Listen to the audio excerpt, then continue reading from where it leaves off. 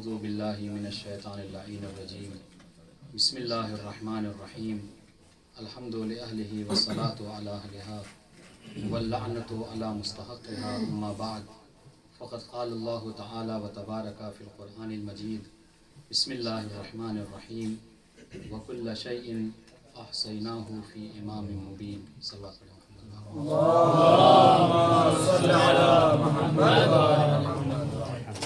انشاءاللہ کہ زیادہ دیر مزاحم نہیں ہوں گا۔ مولا کے ذکر کی محفل ہے اور اس ذکر کو آگے بڑھانے کے لیے جس آیہ کریمہ کا سلام سخن قرار دیا، یہ سورہ یاسین کی 12ویں آیت ہے، اور اگر آپ سورہ یاسین کو اٹھا کر دیکھیے تو اس کے متعلق علماء بیان فرماتے ہیں کہ سورہ یاسین قلب قرآن ہے، اور اگر جب قلب کی بات آتی ہے تو قلب کی ایک خاص صفت یہ ہے کہ قلب دھڑکتا ہے۔ تو اگر سورہ یاسین کو اٹھا کر دیکھ لیں تو اس پورے سورے میں جو سب سے دھڑکتی ہوئی آیت ہے وہ یہی آیہ کریمہ ہے کہ جس میں ارشاد ہوتا ہے وَكُلَّ شَيْءٍ أَحْصَيْنَاهُ فِي إِمَامٍ مُبِينٍ۔ بالکل کشاوات بڑھا۔ چنانچہ مفسرین میں اختلاف ہے کہ اس امام مبین سے کیا مراد ہے، جس کے متعلق خداوند عالم ارشاد فرما رہا ہے کہ ہم نے ہر چیز کا احصاء، ہر چیز کا شمار امام مبین میں کر دیا ہے۔ علماء اہل سنت نے آگے بڑھ کر لکھا کہ اس آیہ کریمہ میں امام مبین سے مراد لوح محفوظ ہے۔ میں جلدی باتوں کو عرض کر رہا ہوں۔ علماء اہل سنت نے متفقہ طور پر لکھا کہ اس آیہ کریمہ میں امام مبین سے مراد لوح محفوظ ہے، یعنی خدا یہ کہہ رہا ہے کہ ہم نے لوح محفوظ میں ہر چیز کا احاطہ کر دیا ہے۔ مگر سید ابن طاؤس نے اپنی کتاب سعد و سعود میں بہت اچھا جواب دیا، کہا لوح محفوظ اگر آپ یہ کہتے ہیں کہ امام مبین سے مراد لوح محفوظ ہے تو لوح محفوظ کی خاصیت تو یہ ہے کہ لوح محفوظ ہر ایک کے لیے ظاہر نہیں ہے، اور خداوند عالم کیا کہہ رہا ہے کہ ہم نے امام مبین میں، یعنی ایسے امام میں کہ جو ظاہر ہے، اس ظاہر امام میں ہر چیز کا احصاء کر دیا ہے۔ معلوم یہ ہوا کہ یہاں پر لوح محفوظ مراد نہیں ہو سکتا۔ یہ الگ بات ہے کہ کسی گھرانے کے بچے اگر حسن و حسین جیسے ہوں تو وہ لوح محفوظ کی بھی تلاوت کر لیا کریں۔ تو عزیزوں، سید ابن طاؤس نے کہا کہ یہاں لوح محفوظ مراد نہیں ہو سکتا، اس لیے کہ لوح محفوظ ہر ایک کے لیے ظاہر نہیں ہے۔ تو اب ہمیں کوئی ایسا مصداق ڈھونڈنا ہوگا کہ جو سب کے لیے ظاہر ہو۔ اب جب یہ آیہ کریمہ کی سرنامے سخن اور جب اس آیہ کریمہ کی شان نزول کو دیکھا گیا تو روایتوں نے بڑھ کر سہارا دیا کہ جب یہ آیہ کریمہ نازل ہوئی تو پیغمبر اسلام ہیں کہ جو تشریف فرما ہیں، جیسے ہی پیغمبر اسلام نے اس آیہ کریمہ، سنیے گا کہ امام مبین سے کیا مراد ہے، جیسے ہی پیغمبر اسلام نے اس آیہ کریمہ کی تلاوت فرمائی، ایک صاحب محفل میں سے اٹھے اور اٹھنے کے بعد کہنے لگے یا رسول اللہ، کیا اس آیہ کریمہ میں امام مبین سے مراد توریت ہے؟ نبی نے فرمایا نہیں۔ دوسرے صاحب اٹھے، انہوں نے کہا کہ یا رسول اللہ، کیا اس سے مراد زبور ہے؟ مجھے نہیں معلوم کہ آخر یہ کس بات کے مسلمان تھے کہ جن کی زبان پر ہر بات میں توریت و زبور پہلے آیا کرتا تھا، قرآن مجید کا ذکر کبھی نہیں آتا۔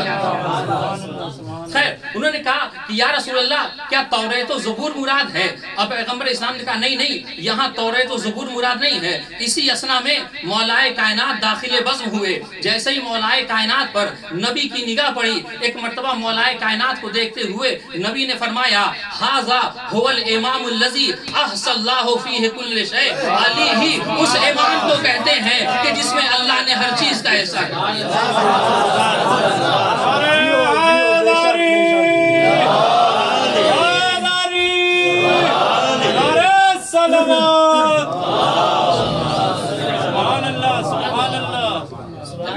هذا هو الامام الذي احصى اللہ فیہ کل شیء۔ مگر عزیزان گرامی، حقیقت تو یہ ہے کہ دنیا نے علی کو نہیں پہچانا، عظمت مولا کائنات کو دنیا نے درک نہیں کیا، اور درک بھی کیسے کر سکتا ہے؟ اس لیے کہ نبی نے یہ فرمان جاری کیا تھا، یا علی ما عرفک الا اللہ وانا، اے علی تمہیں نہیں پہچانا سوائے اللہ کے اور میرے۔ اب اگر ہمیں علی کی معرفت چاہیے تو ہمیں نبی کے بزم میں جانا ہوگا، نبی کے در پہ جانا ہوگا، اور ایسا نہیں ہے بلکہ پیغمبر اسلام نے اپنی پوری زندگی میں دنیا والوں کو معرفت علی کروائی ہے. لہٰذا روایتوں میں انشاءاللہ کہ روایتی کی روح سے مولا کائنات کی عظمت کو بیان کروں گا. روایتوں میں ملتا ہے کہ مرتبہ پیغمبر اسلام ہے جو عباس ابن عبد المطلب، عبداللہ ابن عباس، یہ وہ شخصیتیں ہیں کہ جو صحابہ کی فہرست میں سر فہرست آتی ہیں.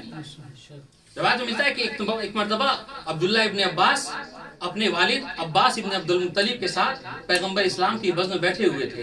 ایک صلوات پڑھیں محمد والے محمد.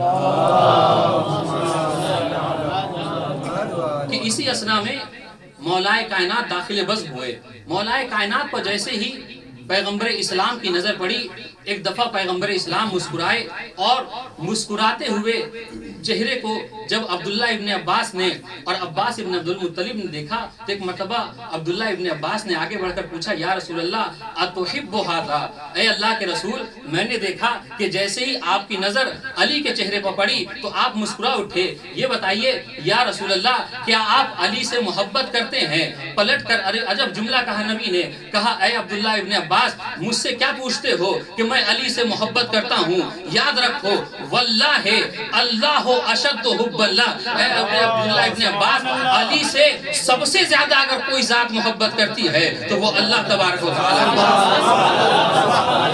اور اس کے بعد نبی نے عجیب جملہ کہا، کہا عبداللہ ابن عباس ان اللہ جعل ذریۃ کل نبی فی صلبہ وجعل ذریتی فی صلب علی ابن ابی طالب. اے عبداللہ ابن عباس اللہ نے ہر نبی کی ذریت کو اس کے صلب سے قرار دیا ہے، لیکن میری ذریت کو علی کے صلب سے قرار دیا ہے. اور اس کے بعد عجب جملہ کہا نبی نے، فرماتے ہیں ان علی فی السماء اکبر منہ فی الارض. اے عبداللہ ابن عباس یاد رکھو علی آسمان والے علی کی زیادہ معرفت زمین والوں کی بنسبت رکھتے ہیں. یعنی علی کی معرفت آسمان والے زمین والوں سے زیادہ رکھتے ہیں. یہی وجہ ہے کہ ہم نے روایتوں میں دیکھا ہے کہ آسمان والوں نے علی کی زیادہ قدردانی کی ہے. آپ دیکھیے روایت میں ملتا ہے، یہ عبداللہ ابن عباس ہیں، وہ روایت فرماتے ہیں کہ ایک دفعہ ہم نے پیغمبر اسلام کو یہ فرماتے ہوئے سنا کہ سورج کی دو رخ ہیں. سنیے گا آسمان والوں کے نزدیک علی کی کیا معرفت ہے. فرماتے ہیں کہ نبی نے فرمایا سورج کے دو رخ ہیں اور دونوں کے دونوں رخ منور ہیں، دونوں سے روشنی ہوتی ہے، اور ایک حصہ جو ہے ایک رخ یہ آسمان والوں کے لیے ہے اور دوسرا رخ زمین والوں کے لیے ہے.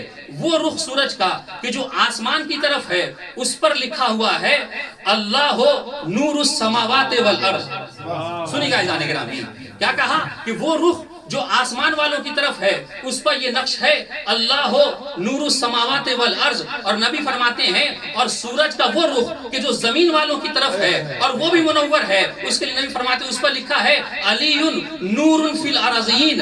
علی وہ ہے کہ جو ارض والوں کے لیے زمین والوں کے لیے نور ہے. یعنی معلوم یہ ہوا کہ علی کا قصیدہ فقط زمین پر نہیں ہوتا بلکہ آسمان پر بھی اللہ نے علی کے قصیدے پر. صلوات پڑھے محمد و آل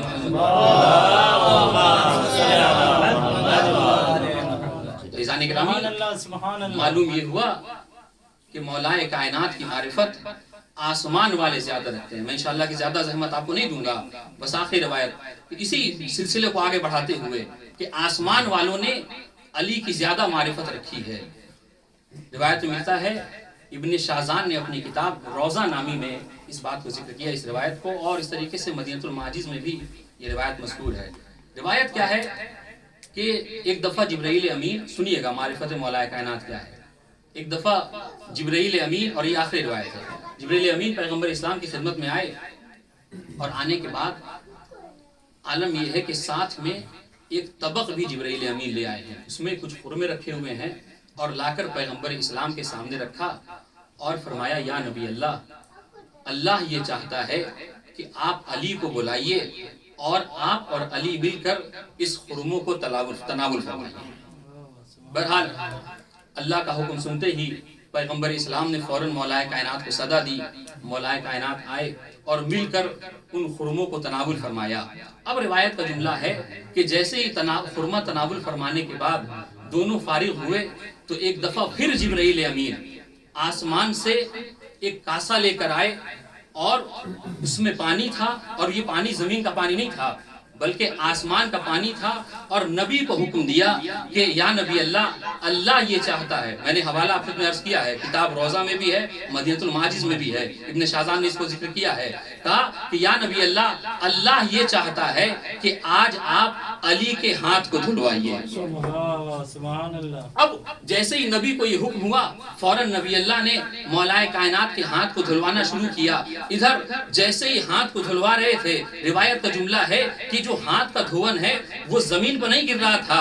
جب مولا کائنات نے یہ منظر دیکھا تو پلٹ کر مولا کائنات نے رسول اسلام سے پوچھا، یا رسول اللہ یہ جو ہاتھ دھونے کے بعد جو پانی ہے وہ میں تشت میں گرتا ہوا نہیں دیکھ رہا ہوں. پلٹ کر نبی نے عجیب جملہ کہا اے علی تم جانتے نہیں، ان الملائکۃ یتسابقون فی اخذ الماء الذی یقع فی یدک. اے علی ملائکہ اس پانی کو لینے کے لیے سبقت کر رہے ہیں، دوڑ مچا رہے ہیں. سب کا یہ چاہنا ہے کہ میں اس پانی کو پہلے لے لوں. اچھا کیوں لے رہے ہیں؟ کہا لیغسلون وجوہہم ولیتبارکون بہ.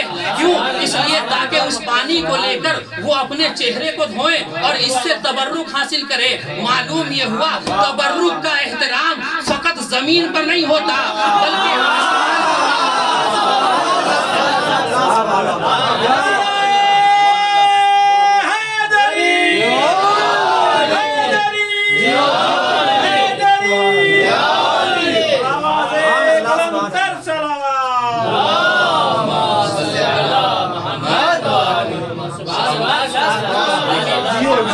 لیغسلون وجوہہم ویتبارکون بہ، تاکہ وہ اس سے اپنے چہروں کو دھوئیں اور اسے تبرکن اپنے پاس رکھیں. معلوم یہ ہوا کہ تبرک کا احترام سنت ہے یہ ملائکہ کی. اور عزیزان گرامی بس آخری بات آپ دیکھیے کہ مولائے کائنات وہ ہیں کہ جن کی ذات کو خدا بند عالم کے رسول نے محبت و بغض کا معیار قرار دیا ہے، جنت و جہنم کا معیار قرار دیا ہے. ایک مرتبہ یہی پیغمبر اسلام ہے، میں نے جملہ کیا تھا، یا علی ما عرفک الا اللہ وانا، سوائے اللہ کے اور مولا نبی کے کسی نے علی کی معرفت نہیں کی. اب ایک مرتبہ پیغمبر اسلام ہے ارشاد فرماتے ہیں، یا علی یا عبداللہ والے فی اللہ احبب فی اللہ وابغض فی اللہ وآل فی اللہ وعاد فی اللہ. اللہ کے بندوں اللہ کے لیے محبت کرو، اللہ کے لیے بغض رکھو، اللہ کے لیے موالات رکھو، اللہ کے لیے دشمنی رکھو.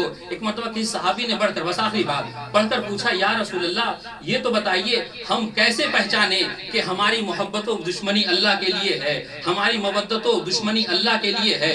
اسی اسنا میں جب مولا کائنات آئے تو نبی نے مولا کائنات کی طرف اشارہ کیا اور ایک جملہ کہا، عدو ھذا عدو اللہ فعاد.